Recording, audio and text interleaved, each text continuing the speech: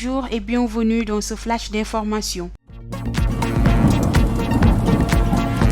L'État du Sénégal et le PRODAC condamnés à payer plus d'1 milliard à 2 fournisseurs. La troisième chambre civile du tribunal hors classe de Dakar a sanctionné l'État et le PRODAC à payer au groupe Sopriata Sahel un montant d'1 milliard de francs CFA, au principal autre celle 5 millions de francs CFA à titre de dommages et intérêts pour résistance abusive. Ce concernant le contentieux qui les oppose avec la plaignante représentée au tribunal par Ousmane Seye. Les juges ont ordonné l'exécution provisoire de 500 000 francs CFA avant de débouter l'État du Sénégal de sa demande reconventionnelle. L'ancien coordonnateur du PRODAC avait commandé du matériel agricole d'un groupement qui dispose même d'un ordre de virement irrévocable, mais l'État a décidé de ne pas réceptionner la commande, moins de la payer parce que l'ancien coordonnateur aurait outrepassé ses prérogatives dans le cadre de cette commande qui serait entachée d'irrégularité, un avis que ne semble pas partager le tribunal. L'ex-maire de Dakar risque d'avoir du mal à canaliser les ambitions des uns et des autres autour de lui. En effet, malgré son communiqué publié hier pour démentir l'information selon laquelle il serait prononcé sur la bataille de positionnement qui fait déjà rage de son camp, Khalifa Sall aurait bel et bien tenu des propos en question. Une note vocale a d'ailleurs fuité. On y distingue clairement sa voix. Ces propos, sans équivoque, contredisent clairement le contenu de son communiqué dans lequel il affirme n'avoir pas évoqué ce sujet.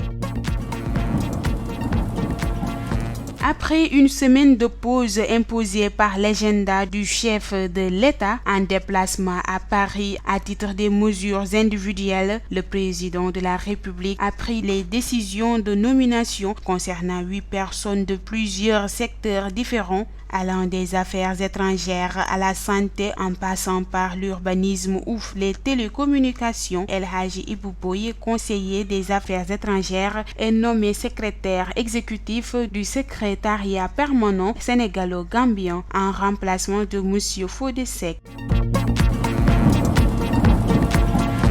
Le président Macky Sall a participé au sommet sur le financement des économies africaines. Le chef de l'État, Macky Sall, va enchaîner par une tournée économique qu'il effectuera le 29 mai du 1er juin 2021 dans les régions de Kaffrine et Kédougou, abordant la question en Conseil des ministres qu'il a présidé, qu'il allait inaugurer et lancer les travaux d'infrastructures publiques majeures en rappelant l'importance primordiale qu'il accorde à l'aménagement et au développement durable de nos territoires.